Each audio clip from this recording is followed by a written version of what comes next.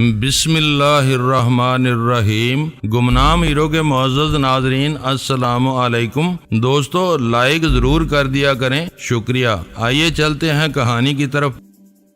میرے ذہن میں تھا اور محاصرے کی ہدایت میں اسے شامل کر لیا گیا تھا۔ دونوں بغلی فیکٹریوں کی طرف سے میرے دو آدمی فشریز میں کود چکے ہوں گے۔ جب تک کوئی ان سمتوں سے فرار ہونے کی کوشش نہیں کرے گا، وہ خاموشی سے اپنی کمی گاہوں میں ڈوب کے تماشا دیکھتے رہیں گے۔ میں لاجواب ہو کر خاموش ہو گیا۔ وہ اسپیشل ٹاسک فورس کے اپنے طور طریقے تھے جن میں میرا کوئی دخل نہیں تھا۔ میرے اطمینان کے لیے اتنا کافی تھا کہ ہمارے پہنچنے سے پہلے قاسم فشریز کے مکمل محاصرے کی کارروائی پوری ہو چکی تھی۔ اول خان نے قاسم فشریز سے کچھ پہلے اپنی گاڑی ایک تناور درخت کے گھنے سائے میں روک دی اور جیپ سے آپریٹس نکال کر کسی ایگل 2 کے لیے پیغام نشر کرنے لگا۔ ایگل 2 آن لائن سر۔ اول خان کے پہلے نشریے کے جواب میں دوسری طرف سے ایک باری اور مؤدب آواز آئی، میں آ چکا ہوں، یہاں کیا پوزیشن ہے؟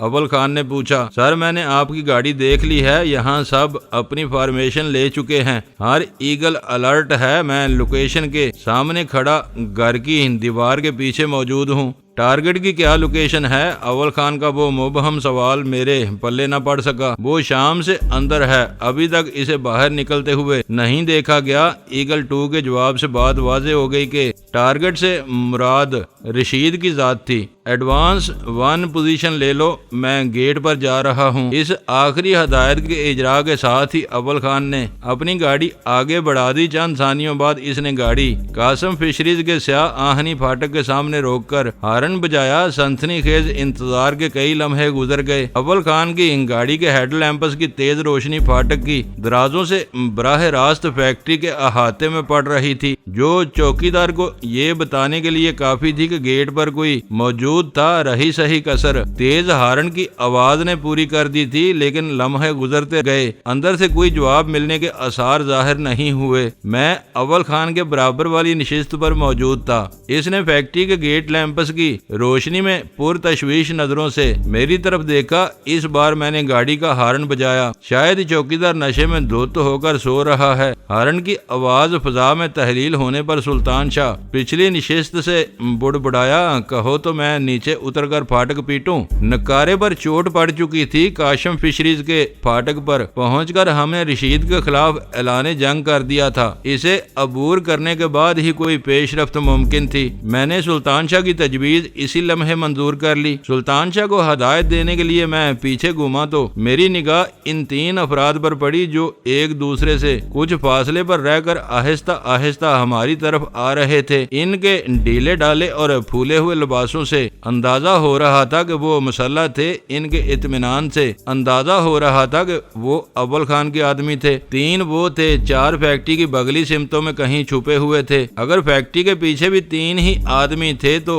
ان کی کل نفری 10 ہو جاتی تھی۔ ہم تینوں کو ملا کر کل تعداد 13 تھی۔ مجھے اندازہ ہوا کہ اول خان نے اس مہم کے لیے واقعی بھرپور تیاری کی تھی۔ سلطان شاہ نے زور زور سے فاٹک پیٹنا شروع کیا تو میں نے اضطراری طور پر اپنی جگہ چھوڑ دی اور لپک کر اس کے قریب پہنچ گیا۔ کون ہے؟ کیا مصیبت ہے؟ میرے پہنچنے پر اندر سے ایک گراتی ہوئی آواز ابری، فاٹک کھولو، ہم سرکاری آدمی ہیں، میں نے دبنگ لہجے میں کہا۔ صبح آنا، اس وقت فاٹک نہیں کھلے گا۔ اندر والے کے لہجے سے اندازہ ہو رہا تھا کہ وہ ہماری حیثیت کے بارے میں جان کر بھی معروب نہیں ہوا تھا۔ فاٹک کھلا نہ، ذیلی کھڑکی آہنی کھٹکے کی ہلکی سی آواز کے ساتھ زمین سے تقریباً 5 فٹ کی بلندی پر ایک چوکیدار اور روشن خلا پیدا ہوا جو بمشکل 4 انچ قطر کا تھا۔ اس کے پیچھے ایک چہرہ نظر آیا۔ گاڑی کے ہیڈ لیمپس کی روشنی میں وہ چہرہ خاصا درست بلکہ مجرمانہ نظر آ رہا تھا۔ تم نے ہمیں اندر آنے کا راستہ نہ دیا تو ہم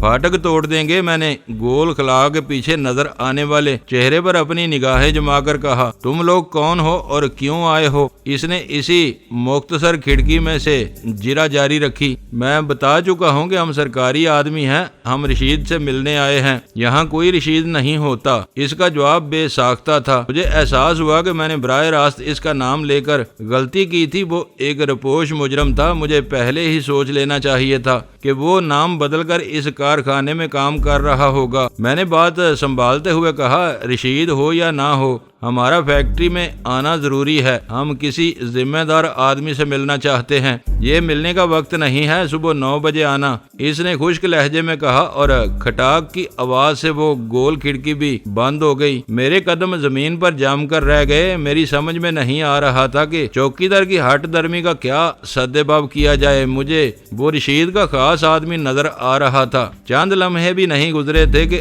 اندر سے دینگا مشتی کے ساتھ اوغ اوغ کی دبی دبی آوازیں آئیں، جیسے کوئی کسی کو دبوچ کر اس کا گلا گھونٹ رہا ہو۔ میں تیزی سے پیچھے پلٹا تو اول خان کو بھی گاڑی سے باہر موجود پایا۔ گاڑی کا انجن چل رہا تھا، ہیڈ لیمپس بھی روشن تھے۔ اول خان تفکر امیز انداز میں قاسم فشریز کے پھاٹک کی طرف دیکھ رہا تھا۔ اس کے تینوں آدمی غائب ہو چکے تھے۔ میری بے چین اور استفہامیہ نظریں اول خان کے چہرے پر مرکوز ہو گئیں۔ مجھے اندازہ ہو گیا تھا کہ چوکیدار ہٹ درم ہے، وہ تینوں اندر کود چکے ہیں۔ چوکیدار کو بے بس کر کے وہ دروازہ کھول دیں گے۔ اول خان دھیمی آواز میں بولا۔ مجھے خوشی ہوئی کہ وہ اس نازک مرحلے پر خاموش تماشائی نہیں بنا رہا تھا۔ اس نے موقع کی نزاکت کے پیش نظر بہت مناسب فیصلہ کیا تھا۔ اندر سے چند لمحے تک زور آزمائی کی آوازیں آتی رہیں، جو زیادہ واضح نہیں تھیں۔ اگر میں نے اپنی پوری توجہ اس طرف مرکوز نہ کی ہوئی ہوتی تو شاید میں بھی ان آوازوں پر دھیان نہ دے پاتا۔ ہمارا انتظار زیادہ طویل ثابت نہیں ہوا۔ اول خان کے آدمی جفا کش اور زور آور تھے۔ انہوں نے ذرا سی دیر میں اپنے حریف کو بے بس کیا اور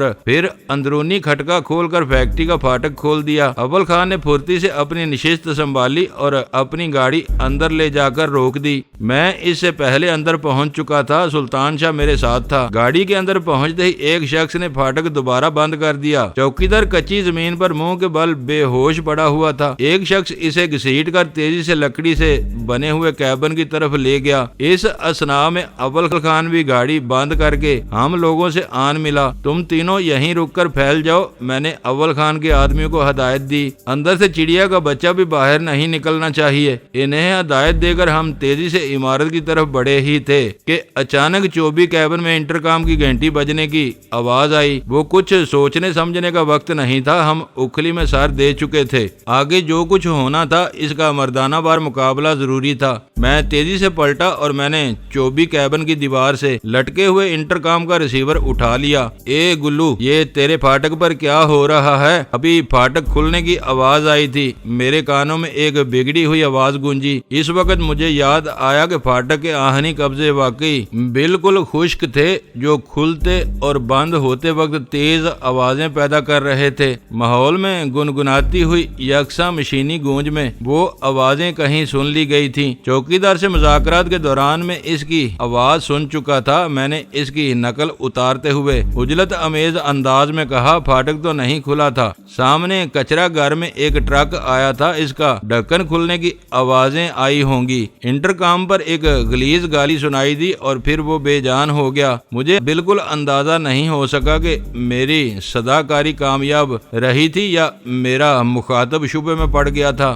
میں نے کیبن سے نکلتے ہی تیزی سے فضا میں ہاتھ لہرایا۔ رپوشی کا وہ اشارہ پاتے ہی اول خان اور سلطان شاہ نے ایک طرف دوڑ لگا دی۔ میں لوٹ کر کیبن میں دبک گیا۔ اندر گھسنے سے پہلے کچھ دیر تک رک کر یہ اندازہ لگانا ضروری ہو گیا تھا کہ انٹرکام پر ہونے والی مختصر سی گفتگو کا کیا نتیجہ رہا تھا۔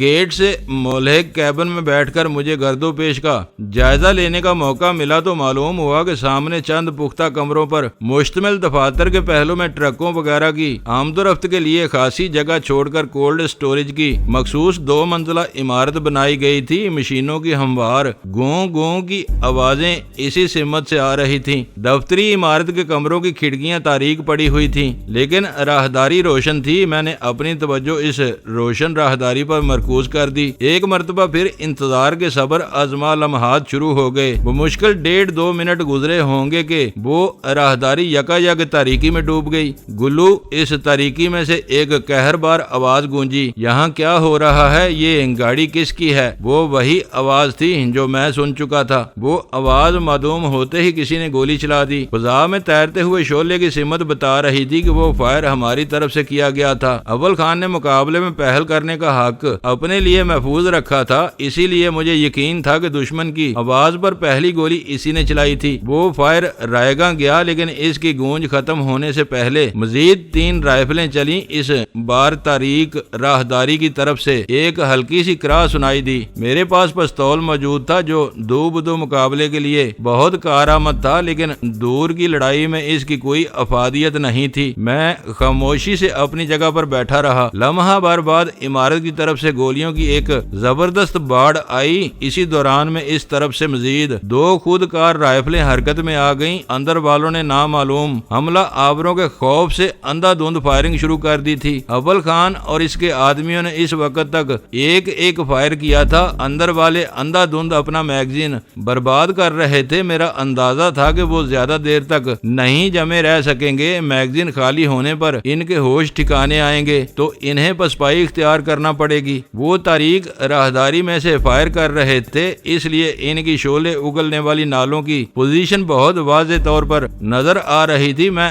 اپنی جگہ پر بے چین تھا۔ اگر میرے پاس لمبی رینج کا کوئی ہتھیار ہوتا تو میں تاک کر ان میں سے ایک آدھ کو اپنا نشانہ بنا سکتا تھا۔ اچانک باہر سے 5واں فائر ہوا۔ اس بار فضا ایک بے ساختہ انسانی چیخ سے لرز اٹھی تھی۔ کسی نے میری سوچ کو عملی جامہ پہنا دیا تھا۔ چیخ کے ساتھ کسی وزنی وجود کے پختہ فرش پر گرنے کی ہلکی سی دھمک میرے کانوں میں آئی۔ راہداری کی طرف سے 3 کی جگہ صرف 2 رائفلیں چل رہی تھی، جبکہ اول خان اور اس کے آدمیوں نے اپنے کسی حریف کی چیخ سننے کے بعد کئی فائر کیے اور دفاتر کی کھڑکیوں کے شیشے پرشور چھناکوں کے ساتھ چکنا چور ہو گئے۔ پھر بہت تیزی کے ساتھ وہ لمحہ آ گیا جس کا مجھے شدت سے انتظار تھا۔ 2 میں سے ایک رائفل کے خالی کھٹکے کی آواز آئی۔ وہ ٹھک کر کے رہ گئی۔ میگزین خالی ہونے کے بعد اس طرف صرف ایک رائفل بردار رہ گیا۔ ایک رائفل کا میگزین ختم ہو جانے کے بعد تیسرے کو اپنا انجام سامنے نظر آ رہا تھا۔ اچانک اس نے فائرنگ کا سلسلہ ختم کر دیا اور تاریک راہداری کے پختہ فرش پر دوڑتے ہوئے قدموں کی آواز سنائی دینے لگی۔ میں نے اپنے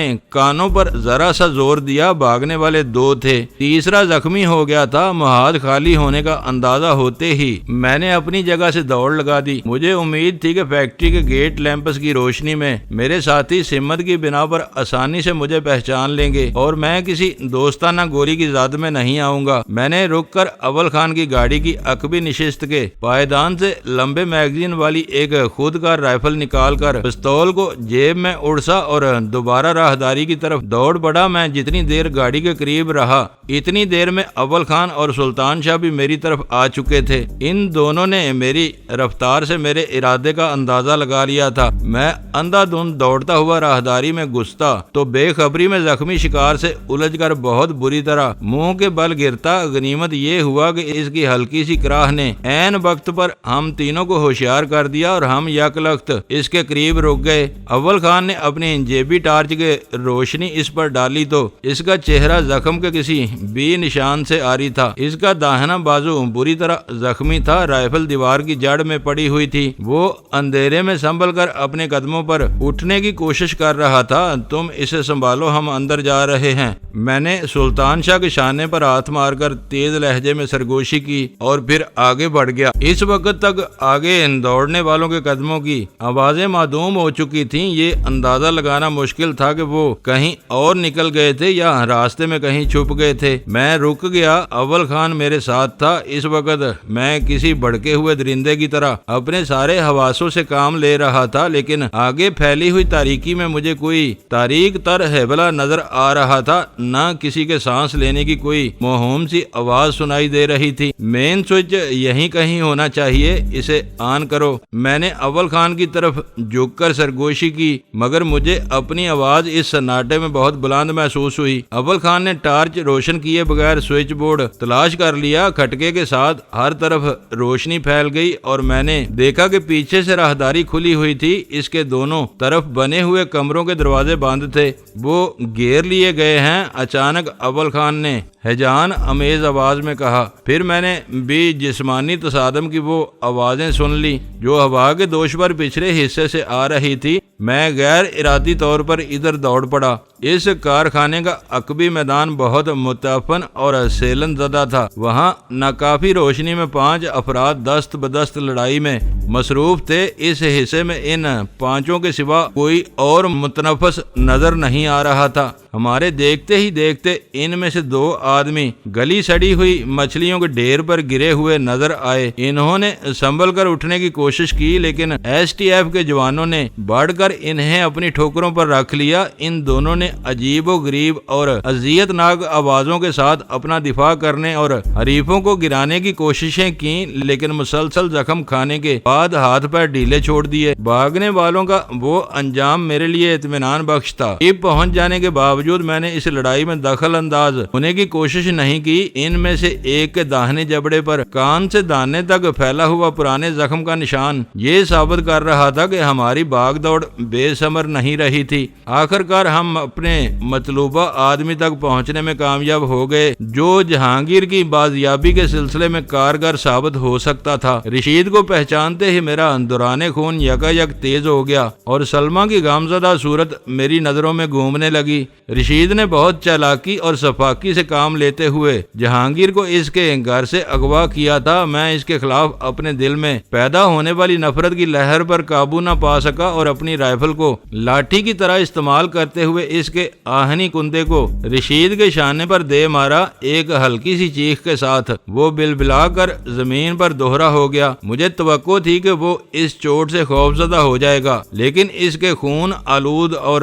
زخمی چہرے پر عزم و استقامت کی عجیب سی جھلک رقصاں تھی۔ ایس ٹی ایف والوں کے بے رحمانہ مار بھی اس کی قوت ارادی کو متاثر نہیں کر سکتی تھی۔ اس کارخانے کے چوکیدار نے رشید کے نام سے کسی کو پہچاننے سے انکار کر دیا تھا۔ وہ وہاں کسی اور نام سے رہ رہا تھا۔ میں نے اپنے جوتے کی نوک سے اس کی پیشانی سہلاتے ہوئے اس کا نام پوچھا تو وہ چند ثانیوں کے لیے مجھے گھورتا رہا، پھر ہکلاتے ہوئے اس نے اپنا نام صفدر بتایا۔ میں وہ نام پوچھ رہا ہوں جو تیرے باپ نے رکھا تھا، میں نے اس کی پسلیوں میں ایک ٹھوکر مار کر درست لہجے میں کہا۔ وہ ضرب رشید ایک گھٹی گھٹی گراہٹ کے ساتھ سہ گیا۔ چند ثانیوں کے بعد وہ کمزور آواز میں بولا، تم کون ہو اور مجھ سے کیا چاہتے ہو؟ جہانگیر کہاں ہے؟ میں نے اسے گھورتے ہوئے سوال کیا۔ اوہ! اس کے حلق سے ایک بے ساختہ آواز برآمد ہوئی۔ میں نے اسے اٹھایا ضرور تھا مگر بے ہوش کر کے اولڈ کلفٹن کی پارکنگ میں ڈال دیا تھا۔ اس کے بعد اسے کون اور کہاں لے گیا یہ مجھے نہیں معلوم۔ تم جھوٹے ہو، اسے یہیں رکھا گیا ہے، میں نے اصرار کیا۔ نہیں صاحب، یہاں کوئی قیدی نہیں ہے، میں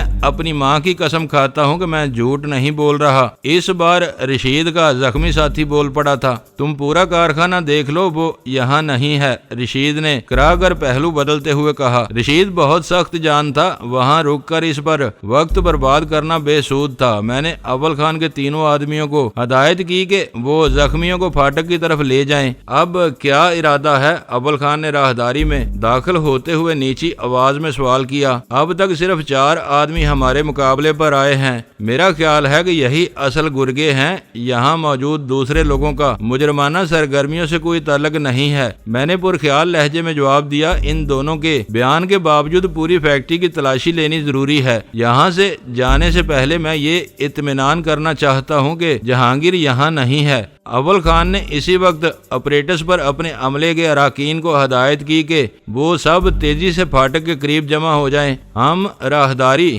پار کر کے دوسری طرف نکلے تو سلطان شاہ گولی سے زخمی ہونے والے پر اپنے دل کی بڑاس نکالنے کے بعد اطمینان سے ٹہل رہا تھا۔ رشید اور اس کے ساتھی کے وہاں لائے جانے تک ایس ٹی ایف کا پورا عملہ پھاٹک کے قریب جمع ہو چکا تھا۔ اتنی باری نفری کو دیکھ کر وہ تینوں پریشان نظر آنے لگے۔ چوکیدار اپنی بے ہوشی کے سبب ہر فکر سے آزاد ہو چکا تھا۔ اس کا نام صفدر نہیں رشید ہے، میں نے دونوں خائف قیدیوں سے مخاطب ہو کر کہا۔ اس نے شہر کے ایک اہم آدمی کو اغوا کیا ہے، ابھی وقت ہے کہ سچ اگل دو۔ ابھی ہم چپے چپے کی تلاشی لیں گے، اگر مغوی یہاں سے برآمد ہوا تو یہیں تمہاری کھالیں جسموں سے اتار لی جائیں گی۔ رشید کے مقابلے میں وہ دونوں کمزور اور بودے تھے۔ میری دھمکی پر وہ بری طرح رونے اور گڑ گڑانے لگے۔ ان کا کہنا تھا کہ وہ کسی کے اغوا میں شامل نہیں رہے اور نہ فیکٹری میں کسی قیدی کو رکھا گیا ہے۔ رشید ایک طرف کھڑا خاموشی سے ان کا تماشا دیکھ رہا تھا۔ فی الحال ان تینوں کو بے ہوش کر دو، میں نے سلطان شاہ کو ہدایت کی تاکہ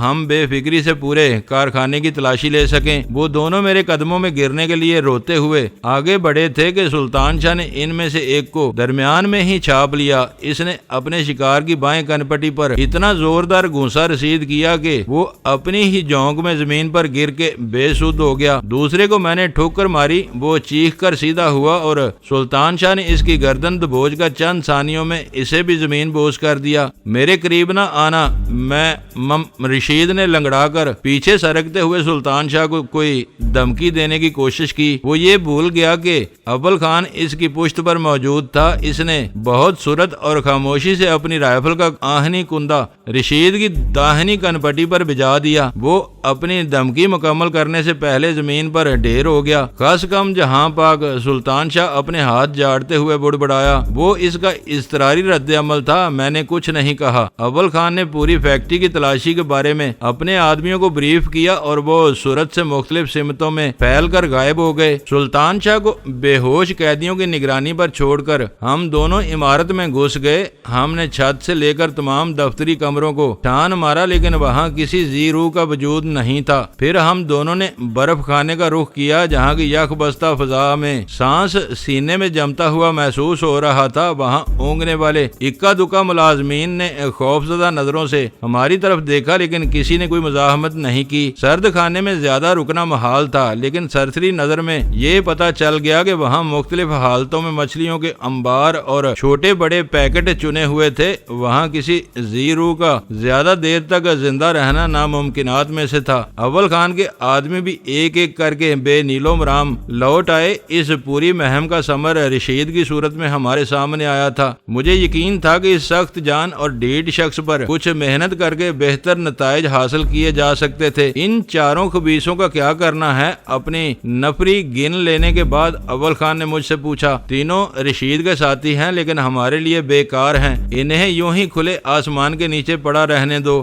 رشید کو اسٹیشن 4 کی ہوا کھلانی ہوگی، میں نے اپنی رائے دی۔ اول خان نے رشید کو لے جانے کی ذمہ داری اپنے آدمیوں کو سونپی اور ہم دونوں کے ساتھ وہاں سے واپس روانہ ہو گیا۔ اسے اندازہ تھا کہ رشید کے بھاری وجود کو پچھلی سیٹ پر ڈالنے کی صورت میں سلطان شاہ بے آرام ہوگا۔ رشید کی کہانی کے بارے میں تمہارا کیا خیال ہے؟ کچھ دیر تک خاموشی سے سفر کرنے کے بعد سلطان شاہ نے کسی کو خاص طور سے مخاطب کیے بغیر سوال کیا۔ وہ بدماش اور جھوٹا ہے۔ اول خان برا بیٹھا تھا۔ اس کی کہانی پر اعتبار ہوتا تو پھر اسے اسٹیشن 4 لے جانے کی کیا ضرورت تھی؟ اس کی کمر سے بھاری بوجھ باندھ کر اسے اونچائی سے فرش پر اچانک کھڑا کیا جائے گا تو ذرا سی دیر میں اسے نانی یاد آ جائے گی۔ کیا ہوگا ذرا تفصیل سے بتاؤ، میں نے دلچسپی سے پوچھا۔ بغلوں میں بیلٹ ڈال کر اسے اٹھایا جائے گا اور بلندی سے بوجھ سمیت اچانک فرش پر پھینک دیا جائے گا۔ یہ تازہ اور محفوظ ترکیب ہے جو ایک امریکی سرجن کے مشورے پر خطرناک غیر ملکی قیدیوں پر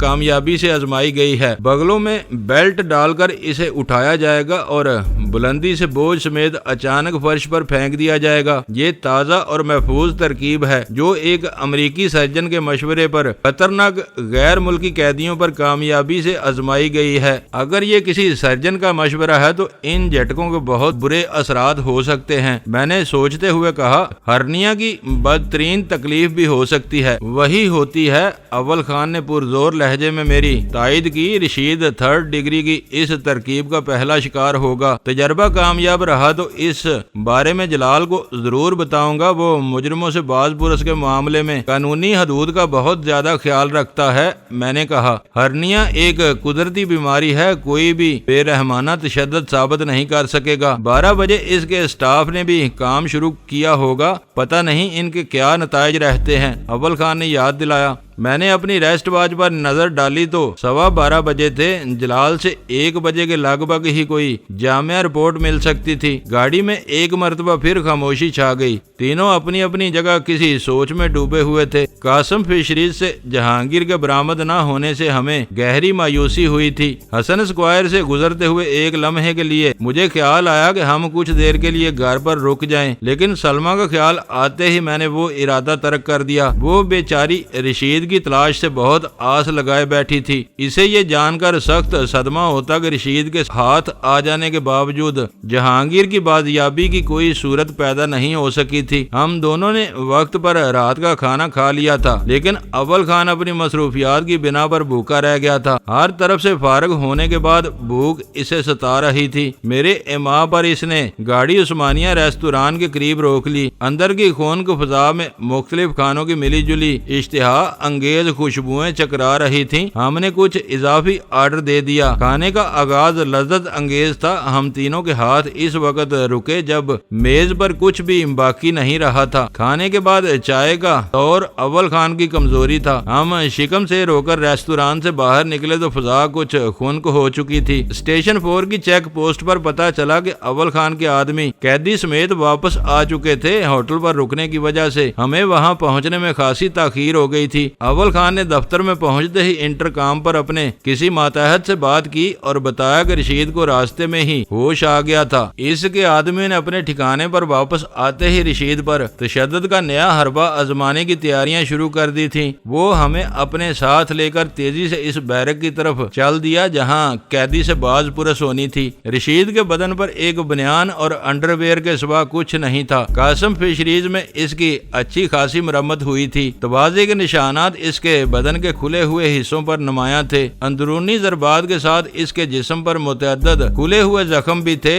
جن سے بہنے والا خون جم کر سیاہی مائل رنگت اختیار کر چکا تھا۔ دوستو ویڈیو کو لائک ضرور کر دیا کریں۔ ISI پاک آرمی زندہ باد، پاکستان پائندہ باد۔ معزز ناظرین اپنا خیال رکھیے گا اور اپنے اس چینل کا بھی شکریہ۔